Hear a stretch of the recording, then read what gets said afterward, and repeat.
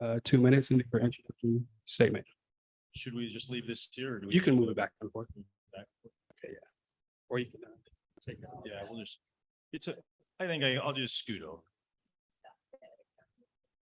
It's heavy, trust me. So I'm Dave Donaldson. I currently serve on city council. I represent District 1.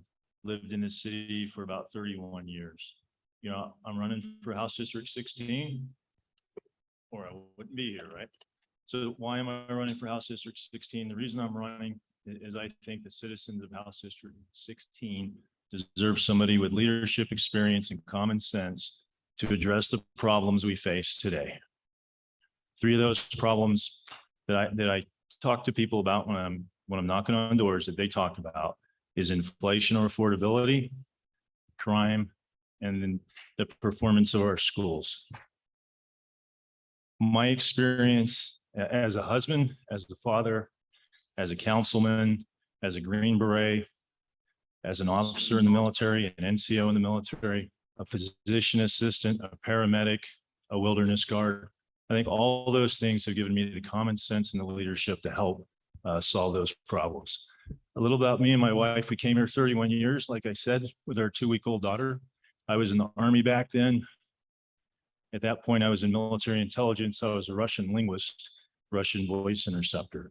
Then I went to Special Forces selection, the Q course. I became a Green Beret, a Special Forces medical sergeant in the Army, came back here to 10th group. Then I went on to PA school in the Army. That's when I got commissioned as an officer, 2 years of training.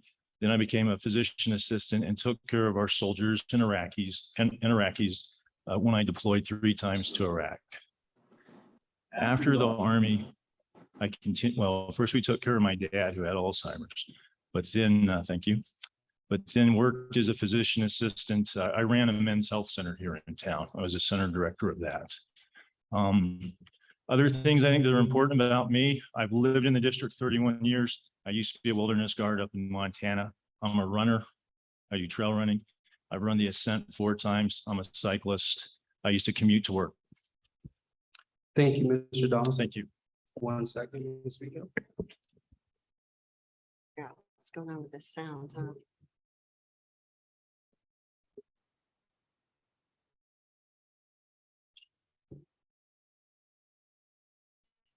Testing. Testing?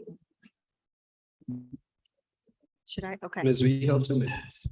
okay. Well, thank you, first of all, to Citizens Project and League of Women Voters for sponsoring this forum.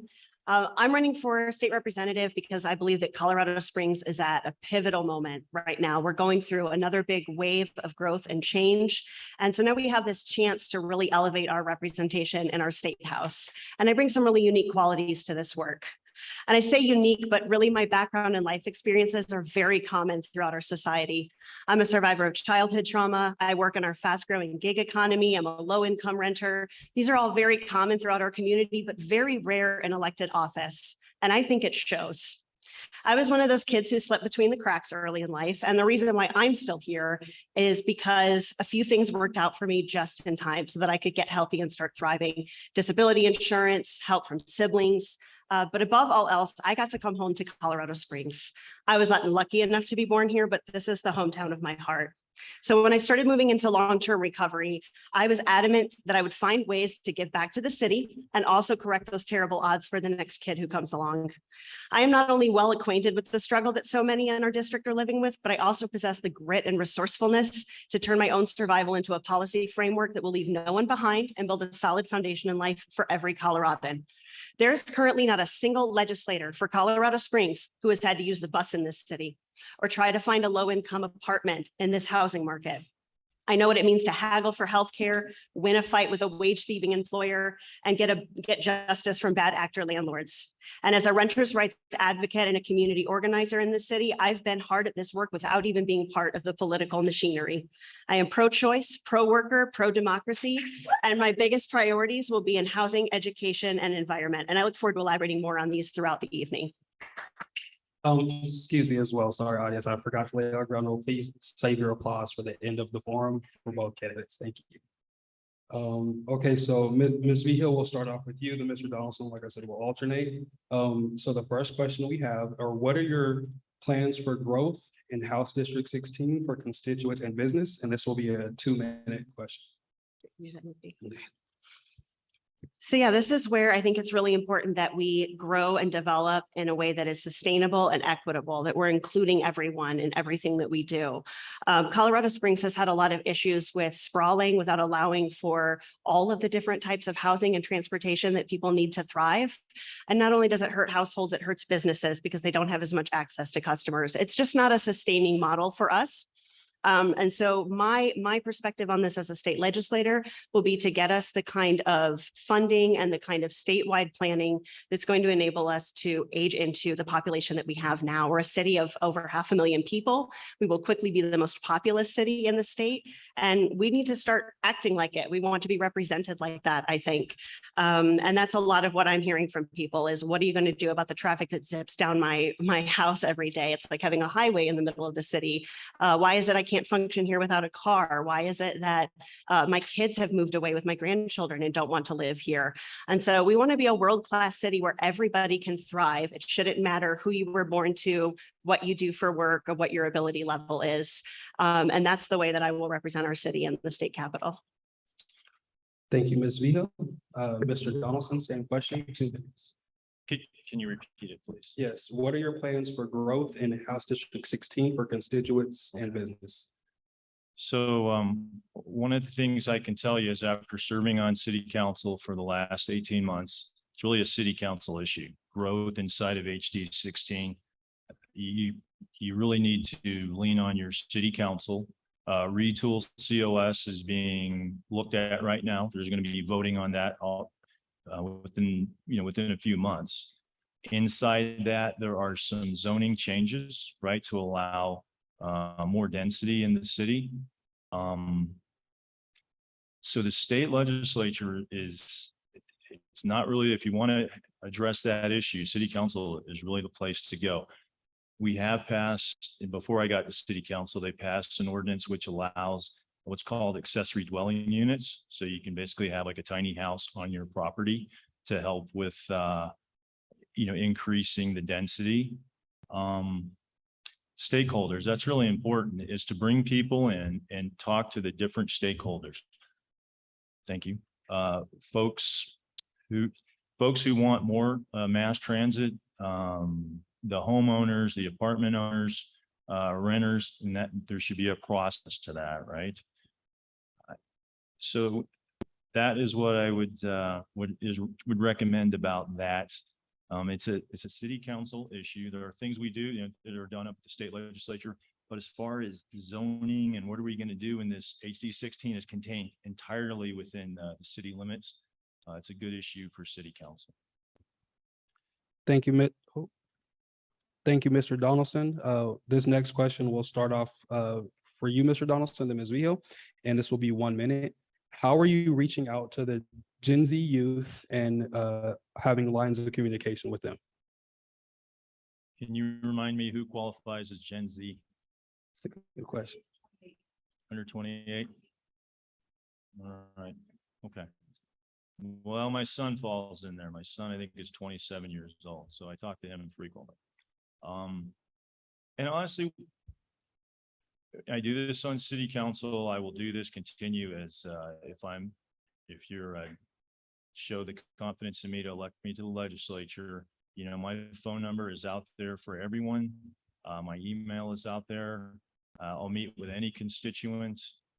I think a lot of things address 30 seconds.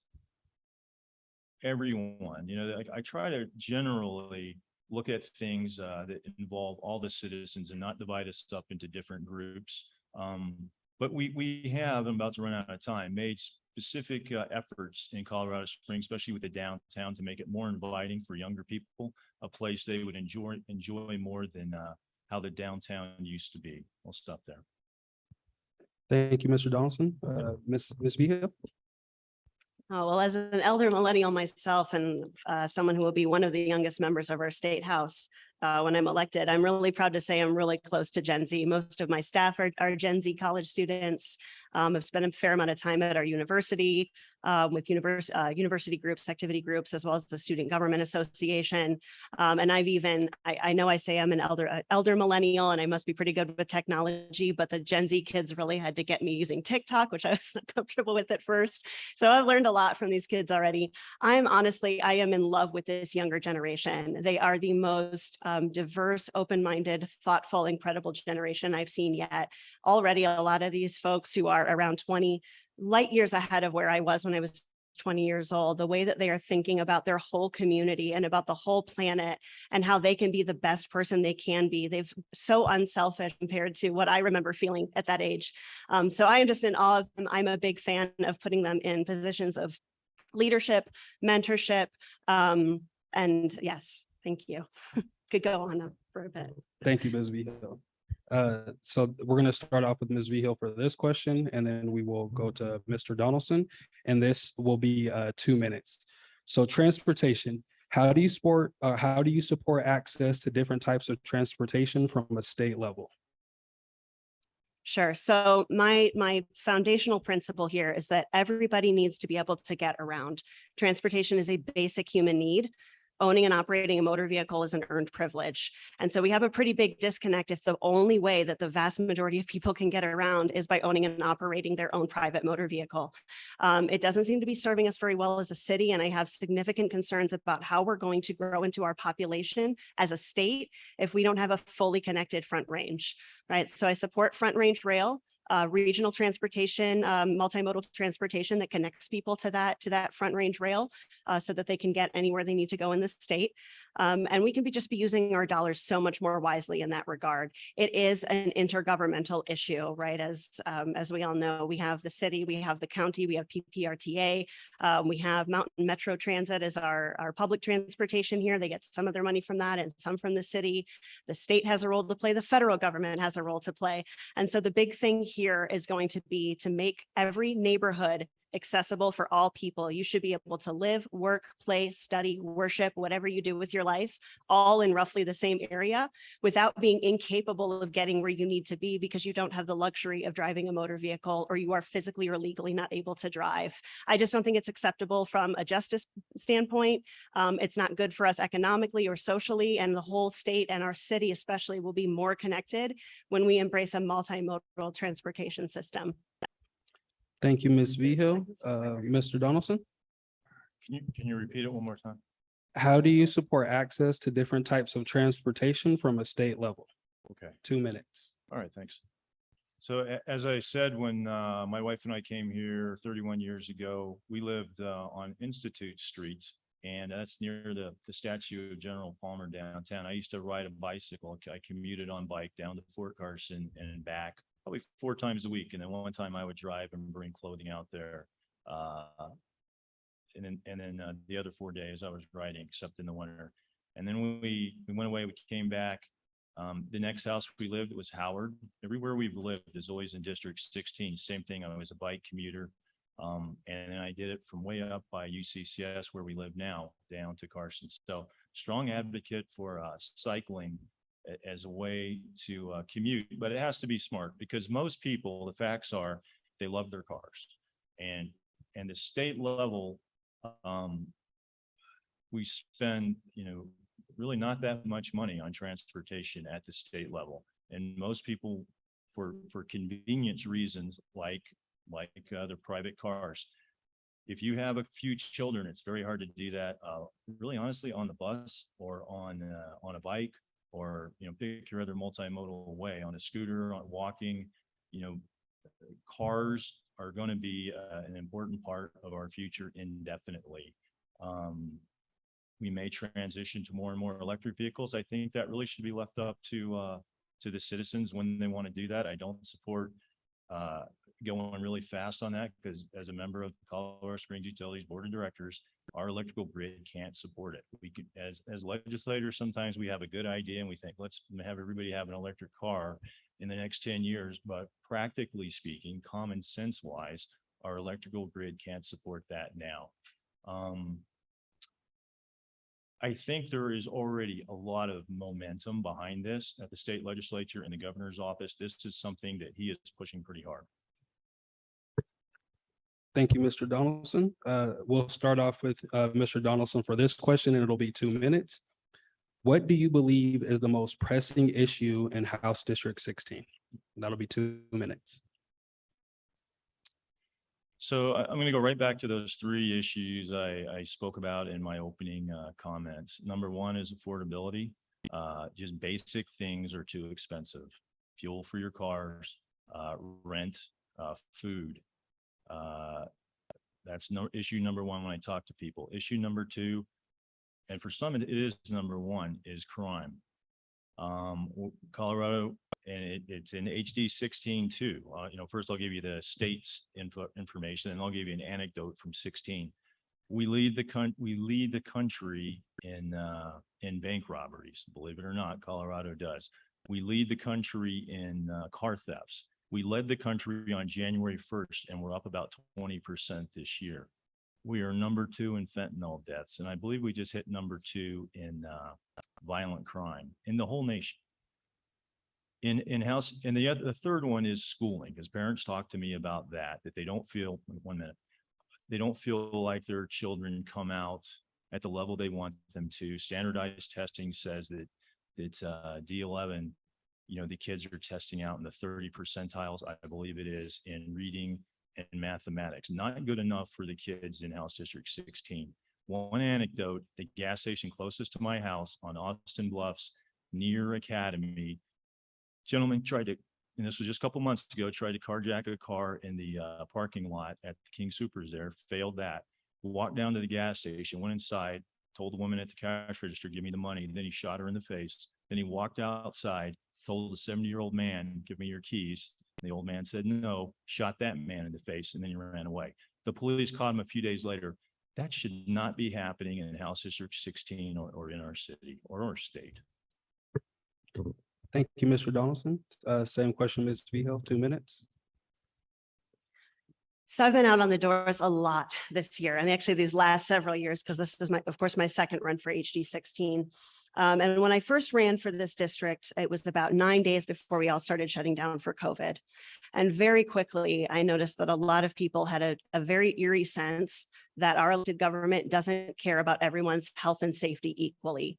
If you were working in an essential job, what we now call essential work, whether that's food service, delivery service, care work, very little protection for you with COVID going on, very reluctant attitudes from elected officials to do anything to stop the spread of that virus. And so as we've moved out of that, I have found that a good, about a good 40% or so of our population is doing most of the heavy lifting, producing most of the wealth, taking most of the risks, and have the fewest resources in the entire country. And that is actually kind of a recipe for less public health and safety. Crime is up all over this country. In fact, if we wanted to look at the top 10 states with the highest, most crime rate increase, most of them are actually red states, but it is a mix, because the greatest driver of crime and the greatest driver of poor health is poverty. And so if we are not lifting up ordinary working people with thriving wages, access to resources, equitable access to healthcare everybody can afford, then that's going to continue to be an issue in any community where people have gotten the short end of the stick. And so a lot of that, the great resignation you've heard about, the push for union organizing that is once in a generation, that is a whole lot of people who have done all of the work and gotten none of the appreciation in the society, saying they've had enough. And if we want everybody to be safe in their homes, we could keep doing punishment, but we've given it a really good long run and it's not working for us. We need to start doing more restorative and people-oriented investment in our communities, and we will have healthier, happier communities when we do. Thank you, Ms. Vigo. This question will start off with Ms. Vigo, and it will go to Mr. Donaldson. What current law, and it's going to be, this will be 1 minute. What current law exists that you think needs amended, not repealed, in the last 2 years or so? Did you say amended or Amended, not repealed. amended but not repealed? Okay. And you're talking about a law that's passed recently. I'm just making sure I heard the whole question. Yeah, the question, how it's phrased is what current law exists that you Okay. think needs amended in the last 2 years? Okay. If I had to go for something that I think we could stand to amend as a state, and it has to be referred to the people, is an amendment on Tabor. Because a lot of people, they like certain things about Tabor when you talk to them about it, but they don't necessarily know all of the parts of it. And as soon as they do, they tend to get pretty frustrated that that's what's been going on all this time, and nobody has told them that that's how our tax law works. Actually, my experience has been that about 50% or so of the time when I ask a future constituent, like, well, what do you think about Tabor? I'd like to know, I want to be able to serve you best in that regard. They literally did not know what it is most of the time. The remaining half, they know one or two parts of it and not the rest. So I think in order for us to proceed as a state and have a sustainable budget, if we want to keep doing direct voter approval for all taxes, we need to do it with more information. We need to do it with better citizen input for what we're actually doing with that money. And then it will actually serve people the way it's intended to. Otherwise, it's just a way to sabotage government, and people don't actually want their government sabotaged. Thank you, Ms. Vigil. Mr. Donaldson, what current law exists that you think needs amended in the last 2 years or so? And it's 1 minute, right? 1 minute, correct? Okay. So I will choose the law that was passed that made possession of 1 gram or less of fentanyl a misdemeanor, not a felony. That substance is too dangerous. You can kill hundreds of people with that amount of fentanyl. Our DA is asking for that. Right now, the way it's written, you can claim that you didn't know it was fentanyl, and it's really, they have to prove that you did. And it makes the burden too harsh. Again, we're number 2 in the country on fentanyl deaths. I think we need to amend that. Thank you, Mr. Donaldson. This question will start off with Mr. Donaldson, and this will be at 2 minutes. What do you believe is the role of government in public health? And that'll be a 2-minute question. That's a big question.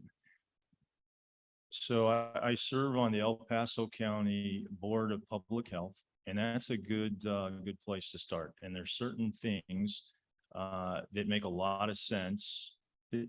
This was the whole role of government in public health. Is that right? Correct.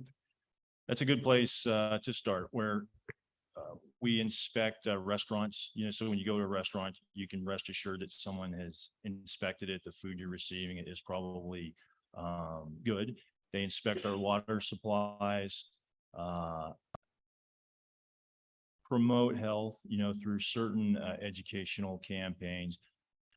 Sanitation is a big thing. And then beyond that, government always creates an environment where different businesses, different industries can thrive, including medicine.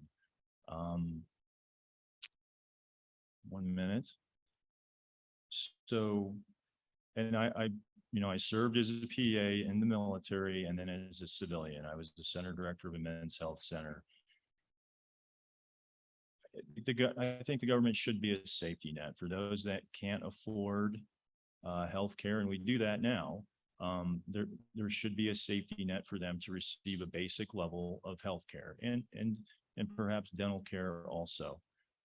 I think the debate is going to be how far should the government go in that, because a lot of times when the government takes something over completely, the service just isn't as good as when there was competition in it, right? So, one thing we can do is government can require insurance companies to simplify their forms and maybe make their forms more standardized, so both the doctors and the patients can better understand what the costs are going to be, et cetera. Thank you, Mr. Donaldson. And then I'll repeat the question again, Ms. Vigil. What do you believe is the role of government in public health? And that'll be 2 minutes. Sure. Well, since there can be sometimes a fine line between personal health and public health, I'll go a little bit bigger. I am of the school of thought that healthcare is a right. If you have a right to live, you have a right to healthcare. It's not a negotiable thing, right? You need what you need when you need it in order to carry on living. And that's not something people can necessarily budget for. And if you've ever lived with medical neglect or a long time without health insurance and access to healthcare, you know that those problems don't just disappear because you aren't in the market for routine screenings or that you aren't in the market to get to a dentist. So I believe in a healthcare system that is publicly funded and privately delivered. Currently, the private health insurance scheme that most of us are dependent on, those companies do not add anything to the system in which they operate. It's just a rent-seeking device, and it causes costs to be greater than they need to be and keeps people from being able to get the care that they need. On a more public policy side, it is crucially important that public health officials tell people the truth, that they tell people the truth about what vaccinations work and what the actual risks are, that they give sound medical advice to the public, that we're not using fringe science or pseudoscience to push a particular political agenda when the facts are readily available and people can be free to make their own choices with most things if they have good information. So those are good roles, I think, for the government to play.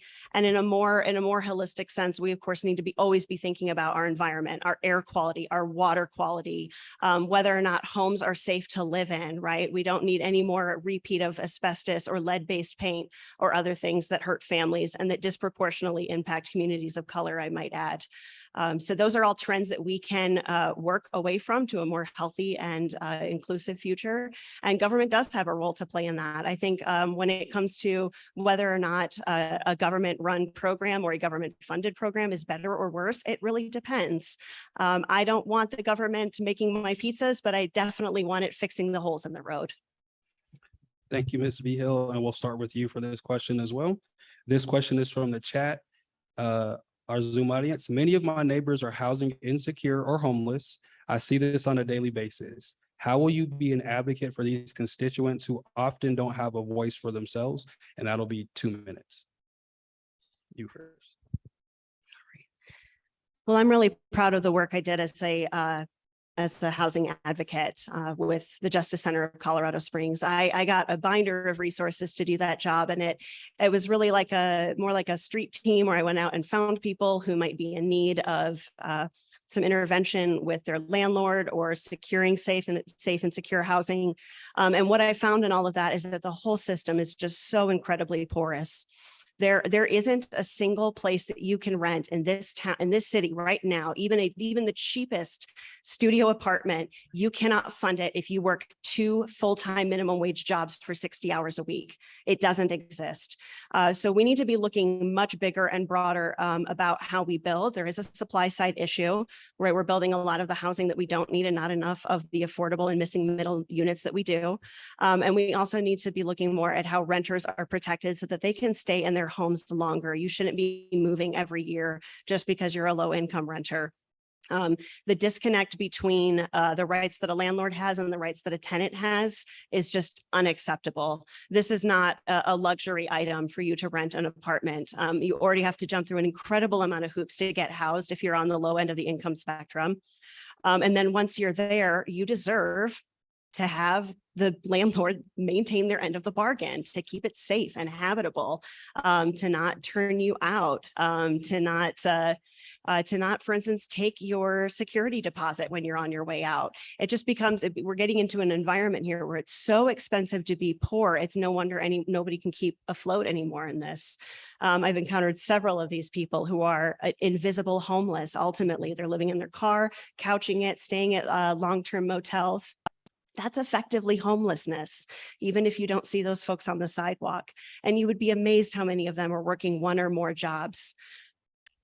Thank you, Ms. Vigil. Same question for Mr. Donaldson. I'll repeat it because it was a little long. Yeah, thanks. Many of our neighbors are housing insecure or homeless. I see this on a daily basis. How will you be an advocate for these constituents who often don't have a voice for themselves? And that'll be 2 minutes. Okay, yeah, thank you for the question. And again, this is an issue where your city council has an important role to play,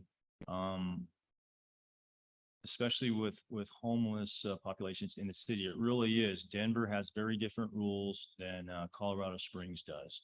I think I agree with my opponent that construction of more homes is important because no matter what kind you build, what generally happens is people move up or they move over into those homes and it frees up other housing. So again, now this is at the city council level. We've been very favorable. We've looked favorably on apartment developments, housing developments for that reason. We want more housing for people. An interesting thing about the truly, the homeless, there's sheltered homeless. And again, this was, my opponent described this, they're living like at a friend's house, in their car. Well, that would be actually unsheltered. Those people, we don't really see them, but we see the unsheltered, right? The ones that are sleeping on the sidewalks downtown and things like that. In Colorado Springs, we've adopted an approach where we try to get them to a place where they can get some help. And one of the best places for that is the Springs Rescue Mission. In places like Denver, they've kind of gone in a different direction where they make it more permissible, or they're more generous with just letting them lay there, use drugs and not help themselves. It's not fair to them, and it's not fair to you when you try to go downtown and the other day in front of City Hall, a guy was having a full-blown screaming match with a tree, right? And I was worried about my safety getting in the building. So there's two approaches. I lean towards, we want to find ways to help these folks get to help. Thank you, Mr. Donaldson. We'll start with you for this question, and it'll be 1 minute. If elected, how will you support cultural diversity? 1 minute for that question. Cultural diversity at the state level. So, I mean, honestly, again, this is one of those things where I have to pause for a second and think, is that a state function for a state legislator? It's not, and I'll tell you this, it's not something that people are asking me about when I knock on their door. They're not asking me, what are you going to do about supporting cultural diversity? What they're asking me is, what are you going to do about crime? What are you going to do about inflation? What are you going to do about the roads, even though that's a city issue inside the city, but others, it isn't. My grandfather on my mother's side came from Puerto Rico, right? So I appreciate, all the different groups that make up our country. We should all value them. Each group contributes. We celebrate different groups. I think, again, our state does a good job of that now. Thank you, Mr. Donaldson. Ms. Vigil, I'll ask the same question. This will be 1 minute. If elected, how will you support cultural diversity? And that's 1 minute. Wonderful. Well, I think supporting cultural diversity is the role of every level of government in this country, and every leader and every member of our community. I am of the mindset, and this is just something that I've been coming to terms with a lot over the years, that racism in this country is not a bug, it's a feature. It is a core injury of this country. And so much of the way that we have developed our economy, developed our political structure, has specifically excluded people from BIPOC communities, Black, Indigenous, and other people of color. And so everything that we do has to account for that gross injustice and start bringing people back together. We can't heal it if we're not honest about it. We can't heal it if we don't put money into communities that have been divested of those funds. We definitely can't heal it if we just want to keep saying that it's not there. To be a little bit more specific, there are some bills that I would like to run and get more funding for that would get us more public arts funding where it's needed. And thank you. Thank you, Ms. Vigil. We'll start with you, Ms. Vigil, for this question. And this will be 1 minute. Do you believe teachers should be licensed professionals? And that's 1 minute. Yeah, so our public education system is for the public good. It is not a private commodity. And as such, I listen to our teachers more than anyone else. I'm proud to be endorsed by our teachers unions. I've held a number of roundtables, Zoom calls, you name it, with folks from every level of professionalism, whether they're teachers, paraprofessionals, and especially in special ed. It's crucially important that we put professional educators in charge of educating the youth.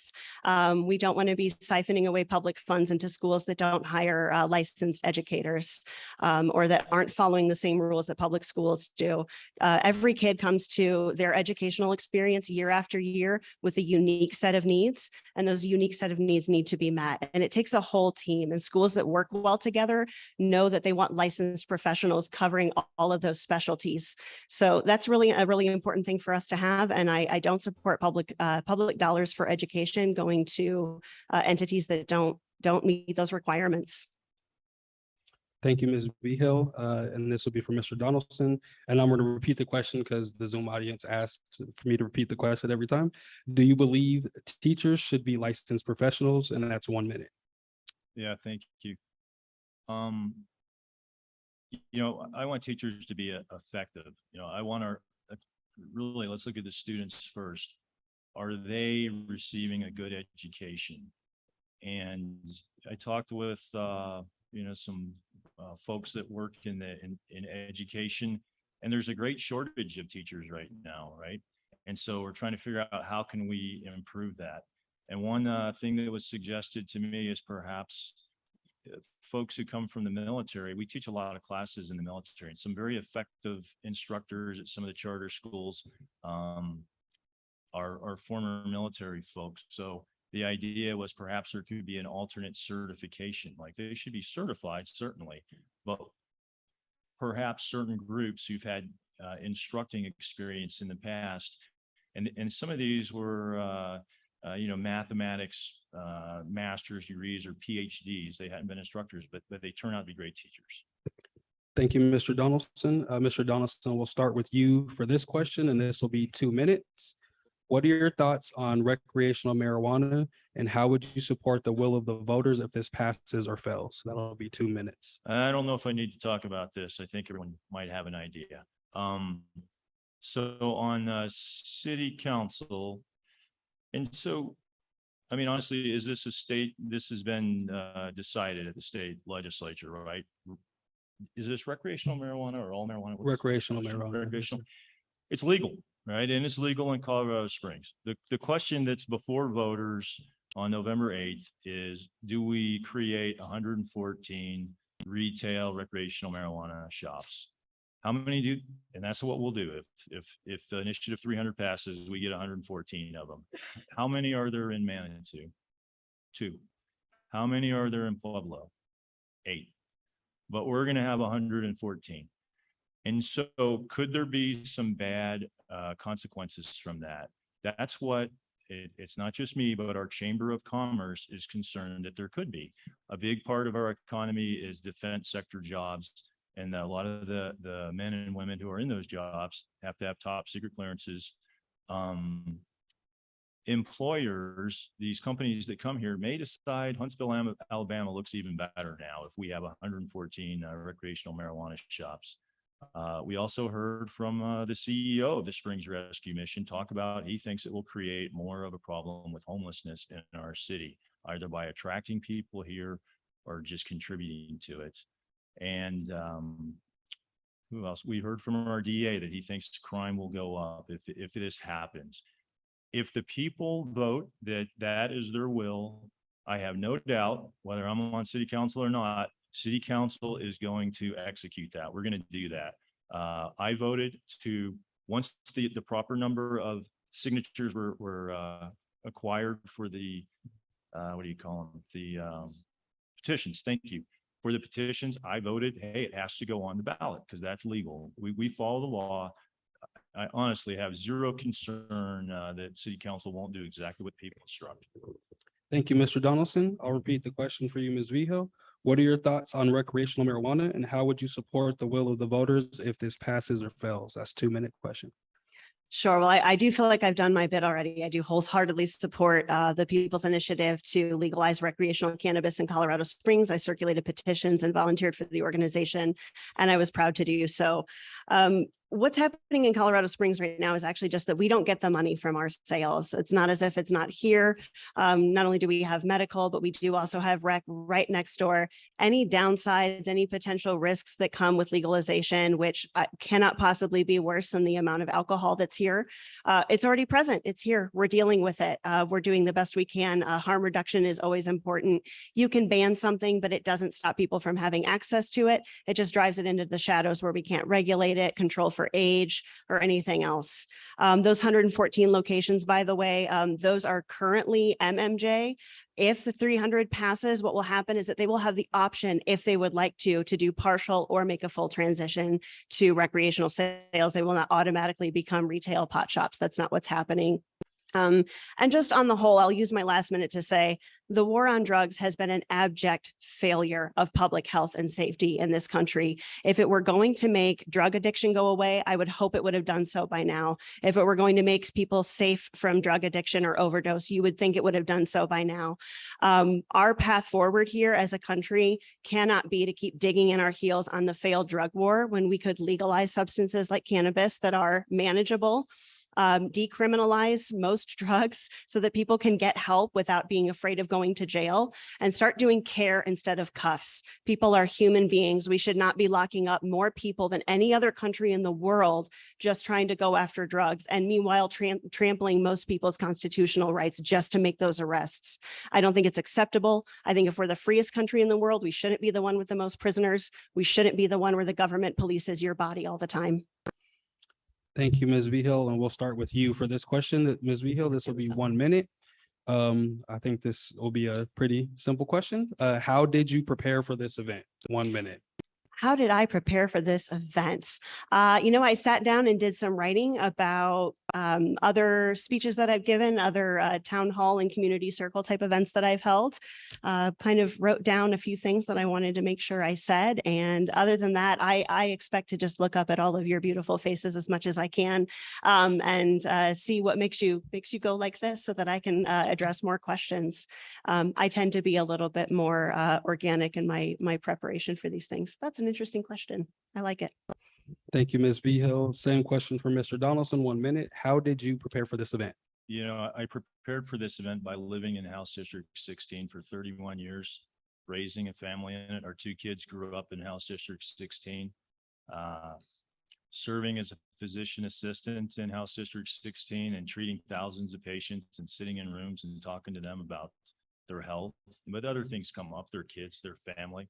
Serving on city council and dealing with issues that affect House District 16, trying to help with an issue near a bar named Babylonia where there are shootings that occur frequently, and I'm helping that neighborhood. It's not in my district. I'm in District 1. I'm above Fillmore on that part of town, but I'm helping out down there anyway. Working on the El Paso County Board of Health. I've increased transparency where when you send an email to the Board of Health, it used to go to some staffer and they would decide if they would send it to the Board of Health. Now it goes straight to the Board of Health because of what I did. Everything I've done is led up to this. Thank you, Mr. Donaldson. This question, we'll start off with Mr. Donaldson and it'll be 2 minutes. Given the prevalence of fentanyl in Colorado, how do you plan to address this at the state level? And that'll be 2 minutes. Yeah, I think I touched on this earlier. At that point, the question was just about amending it, but I think penalties have to be increased because it's a lethal substance. And what happens is it's not always that our DAs want to lock everybody up, but what they do is they can use it. They can use the possibility of doing that to convince the offender, if it's really just a user, not a dealer, to get into a treatment program. And they do that all the time. And our DAs, again, it's kind of a common sense approach. They don't just want to lock everybody up, but they do want to get them into treatment. So at the state level, I mean, that's really what we can do. We can tighten up the penalties for those in possession or those distributing fentanyl. That's a pretty narrow topic. Thank you, Mr. Donaldson. Ms. Vihil, same question I will ask. This will be 2 minutes. Given the prevalence, excuse me, given the prevalence of fentanyl in Colorado, how do you plan to address this at the state level?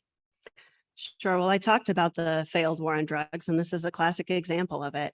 You don't get to have drugs like fentanyl contaminating all manner of street drugs if they had been legal or if they had been regulated in any way. We don't have the capacity to do that because all of those substances operate on a black market, and that's so much of the trouble we have.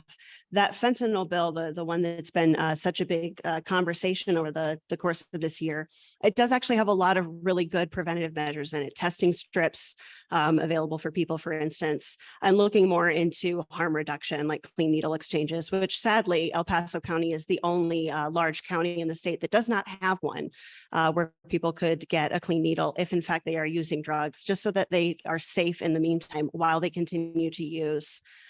Because not everybody is at a point where they're able to do the detox. And it's overwhelmingly been the case in my experience. And I've spent a lot of time in, and maybe I didn't say this before, I spent a fair amount of time in mental health care, my own, and helping other people.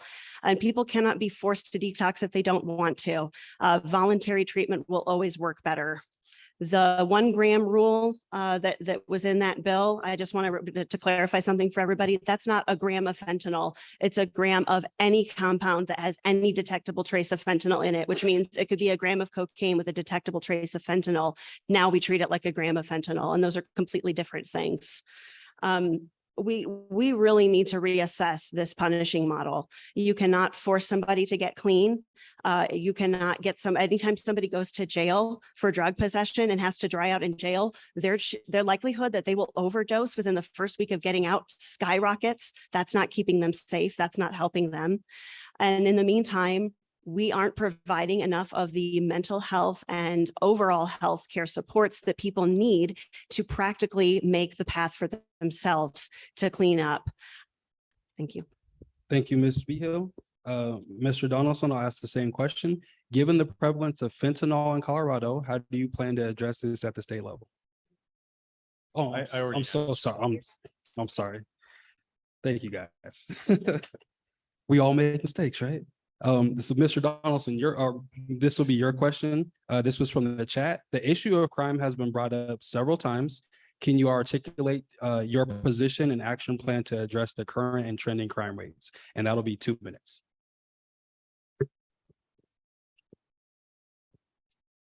Yeah.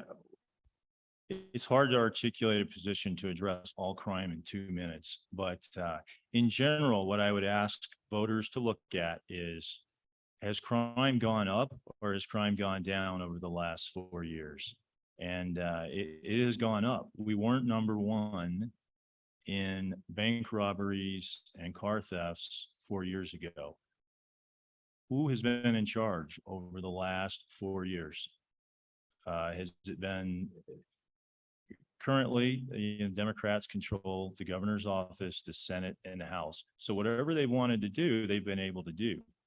Our system of government is based on checks and balances. And I think we would have more middle of the road, common sense solutions to these problems if one of those 3 pieces was in the other party's hands. I do think we need to increase penalties for certain crimes. Like 2 or 3 days ago, there was a mayor council retreat, and our chief of police, Adrian Vasquez, talked to us about property crimes becoming personal crimes, right? When a homeowner steps outside and someone's stealing their car, they have lots of footage of these guys stealing cars. They carry guns when they do that in case you come out. And they see, like Chief Vasquez was showing us, that it's the same people that are committing these crimes. And the reason the police are essentially chasing the same ones around in circles, but they're not kept in jail because we have reduced our sentencing guidelines. We have more lenient bonds now. So the police, that's why the crime rate is going up, because we don't actually punish the ones doing the crime. It's not everybody doing it. There's a small number. Thank you, Mr. Donaldson. Ms. Vihil, same question, 2 minutes. The question again was, the issue of crime has been brought up several times. Can you articulate your position and action plan to address the current and trending crime rates? Sure. And I do just want to mention again that the crime rate is up all over the country. It is up all over the country. It is a consequence of poverty, pandemic, a lot of social unrest. That's what's going on. Of those top 10 states that have seen the biggest increases, we are among them. They are red states, they are blue states, they are purple states.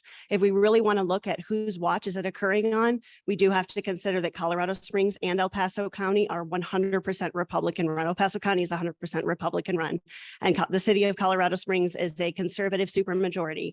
And even our Republican sheriff has commented over the last year that the cash bail, the excessive cash bail that keeps people held in jail for too long is not consistent with our commitment to freedom and constitutional rights. People die in jail because of it. They lose their jobs and their livelihoods because of it. And it's not actually making us any safer to keep, especially people who have done relatively petty crimes, held indefinitely just because they don't have the money.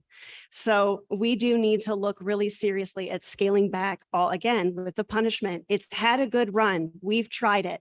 We've tried going after people with policing, arresting, incarcerating, jailing, imprisoning, and taking people away from their communities. And it's so expensive, and it's not working, and it's not consistent with our national commitment to personal freedom. So when are we going to start looking at taking some of that money and putting it into things that liberate people, that give them choices and options and better health and better connected communities? Because for a fraction of the cost, you can usually prevent a problem before you have to react to it. There's only so many times that you can go pulling people out of the river. Was it Desmond Tutu who said that? You can only pull so many people out of the river before you have to go upstream and figure out why they're falling in. If we're not going to do that, then all that we are offering people as a government is more of the same that isn't working, and that is based largely on fear of the people around us. You are meant to believe that you are surrounded by bad people and they will only behave under threat of punishment. Thank you, Ms. Vihil. We have 2 questions left unless we have any more in the chat. And then we'll start with Ms. Vihil for this question, and this question will be 2 minutes. The League of Women Voters believes every U.S. resident should have access to affordable quality health care, including birth control and the privacy to make reproductive choices. What can you do to protect a woman's right to choose in Colorado, even if a woman isn't a Colorado resident yet comes here?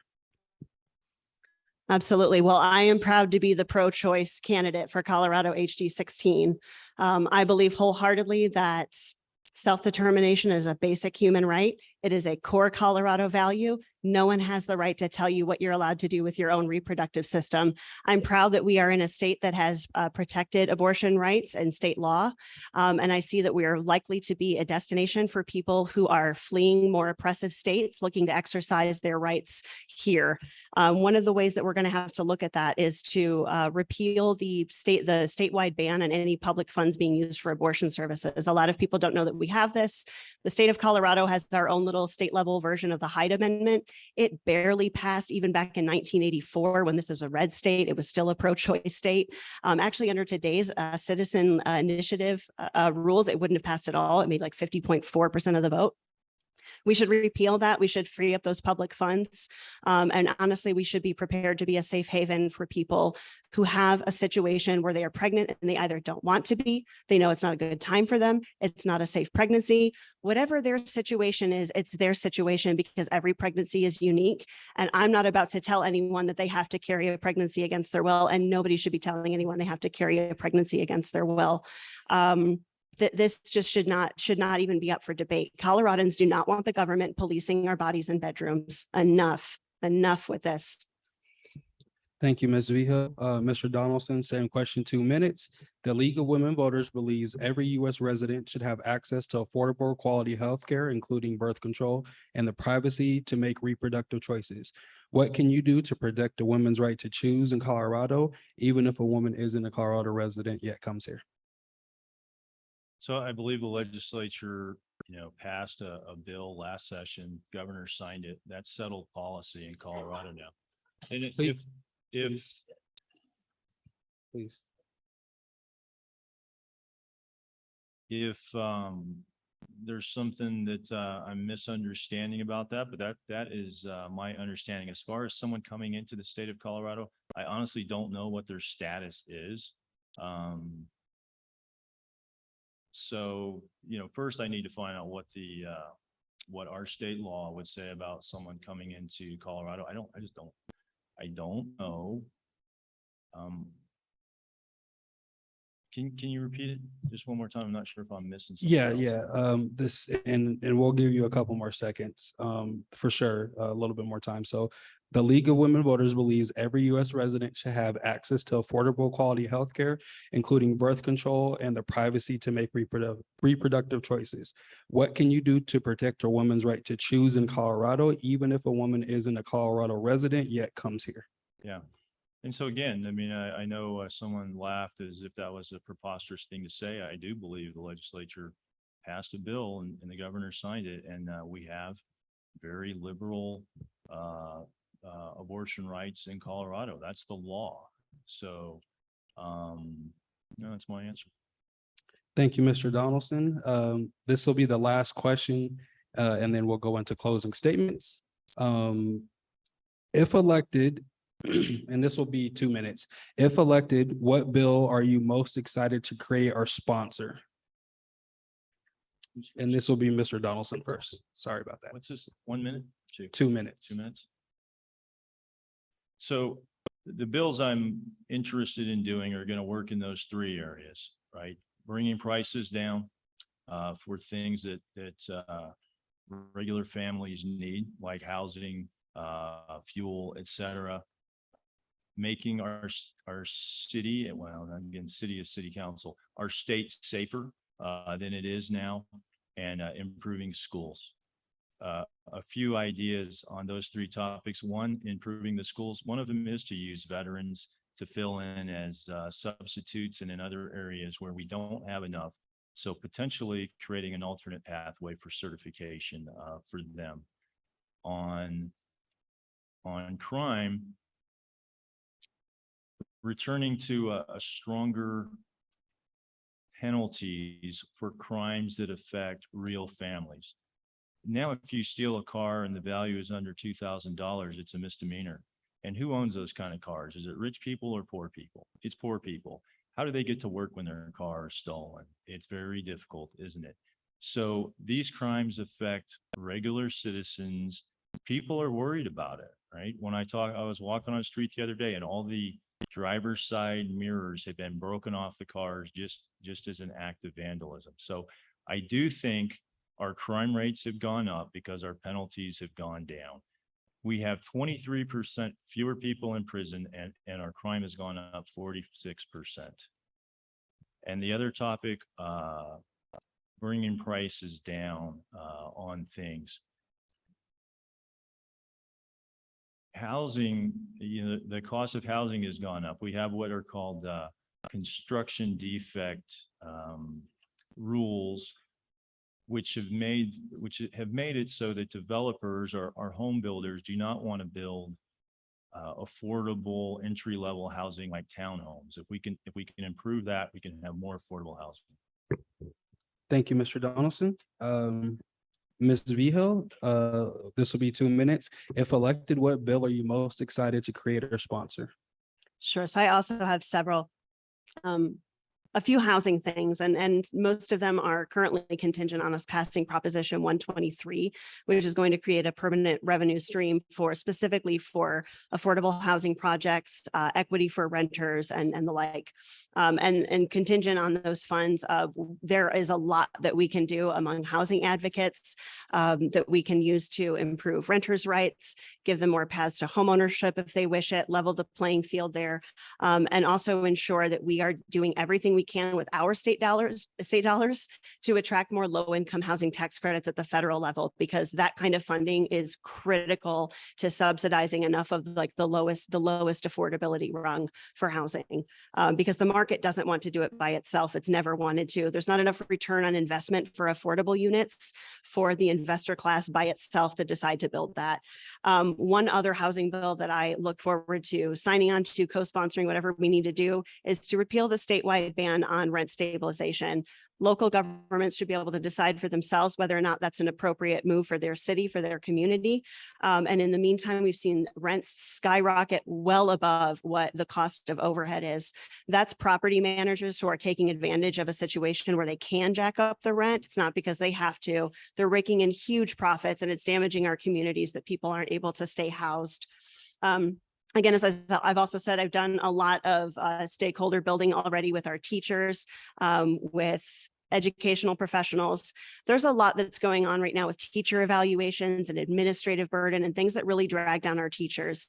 So when we talk about having a shortage of teachers, actually that's where a lot of the trouble is. It's no wonder that people who are overworked, underpaid, and totally unappreciated don't want to stay in a profession when they could go make more money for less stress somewhere else.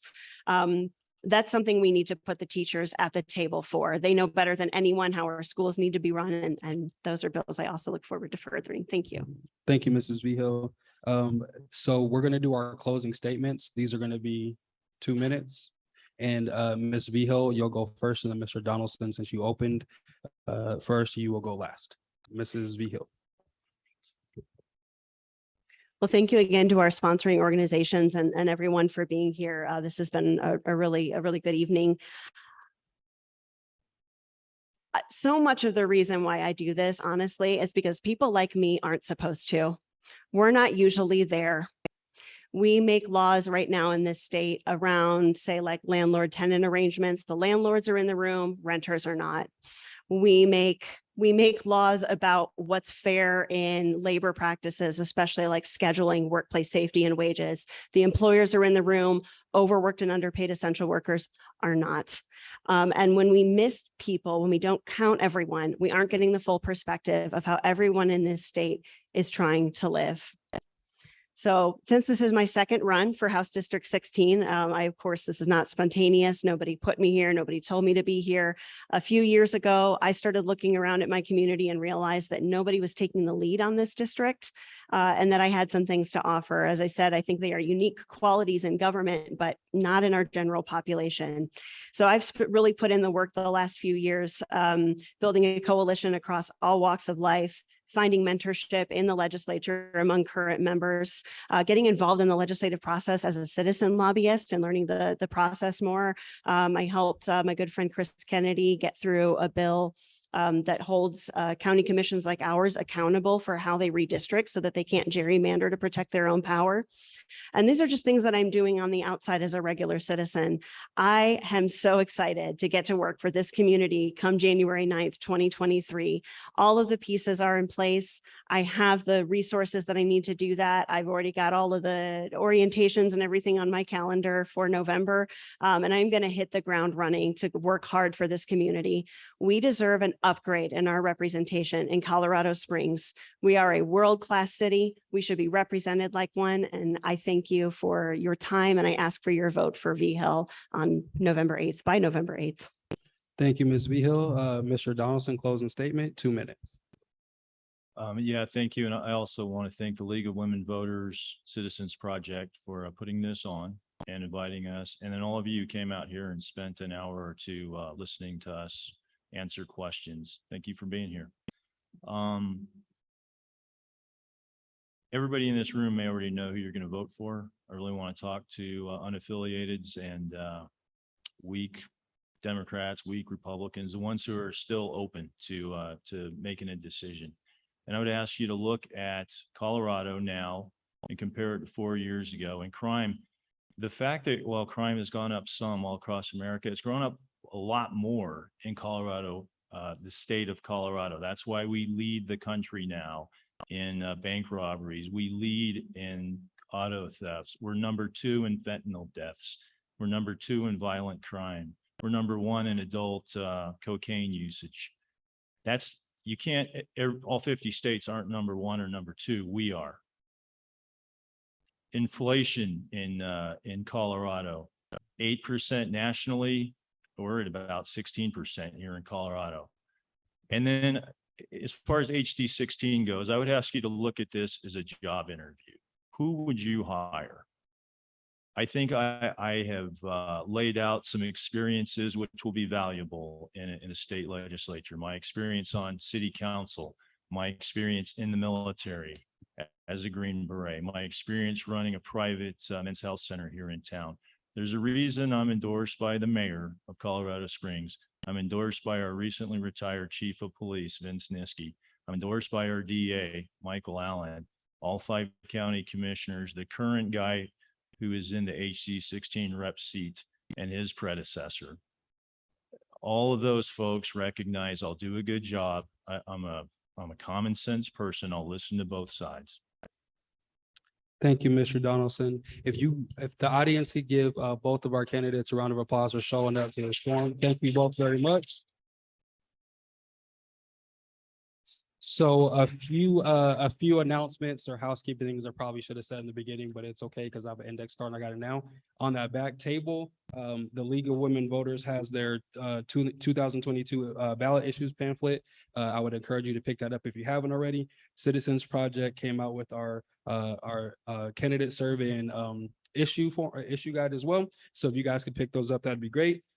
Last couple of things is on October 29th from 12 to 3 at Solid Rock Community Development Center, there will be a free farmers market. So please encourage people to go there. The League of Women's Voters will be there. Most likely will be there, is getting people information, and ballots did drop. So I'd encourage you, obviously vote. And I would assume you're voting if you're in this room, but the biggest thing you could do is encourage somebody else to vote as well. Colorado Springs has a lot of residents who are not using their voices, and the goal of Citizens Project and League of Women's Voters is to have as many constituents in our county as possible and our state as possible use their voice. So thank you all for coming out this evening, and have a good rest of your week.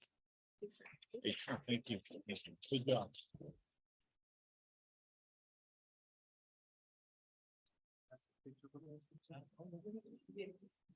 Okay, I have to say.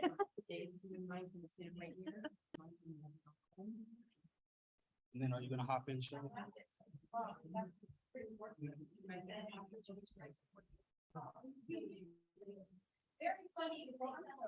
I'm sorry, I can't hear what you're saying. We'll wait one. Sorry. One, two, three. One more, 1, 2, 3. Good, very awesome. Thank you guys. Thank you. Thank you for doing the timekeeping. Thank you. Ms. Vigo. Mhm. Do you like the 1 minute, 30 seconds?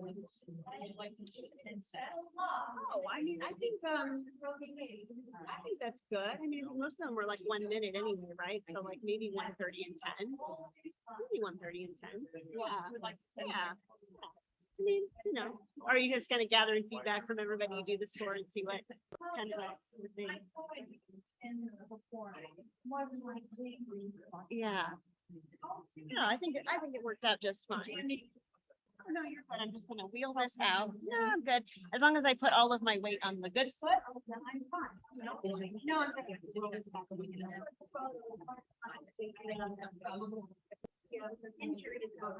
I cherish my independence. For myself. Like, I'm like one of those kids, oh, do it myself, you know?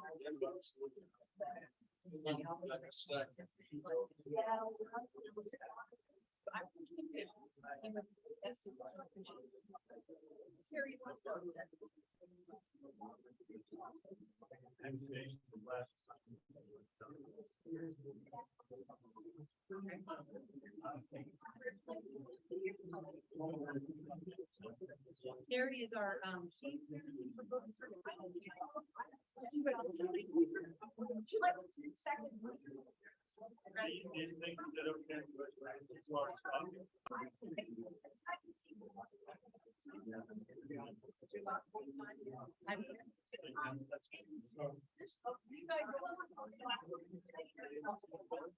Maybe 10 seconds will help us to realize we get what was the last time. If we were doing the number. I actually.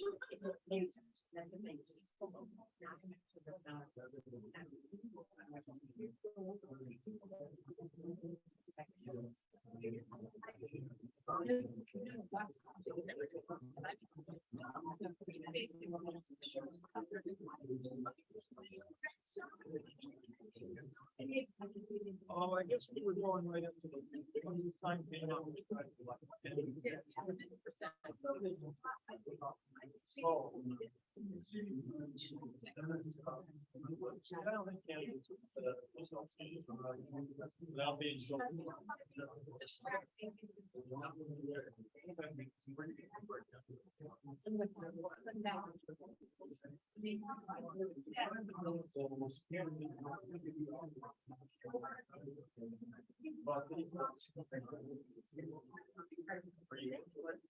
Okay, so I'm on him, so here's what's fun.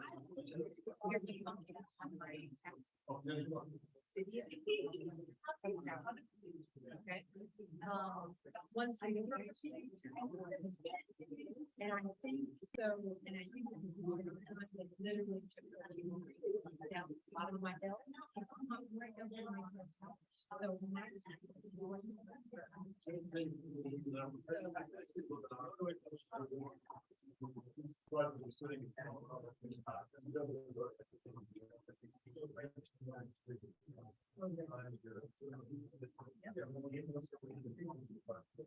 Nine.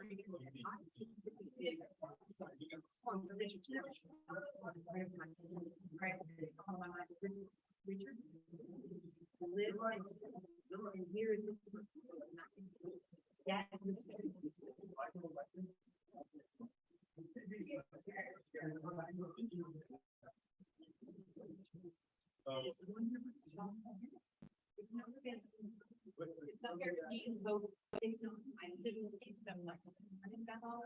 And now you go and change my vote and decide on somebody that's not who I want.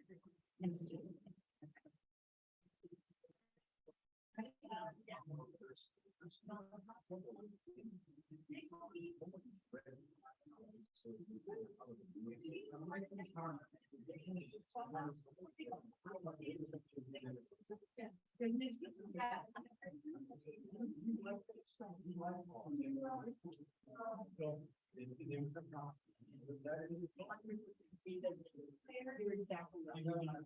That is where we have a major education. And that starts beyond.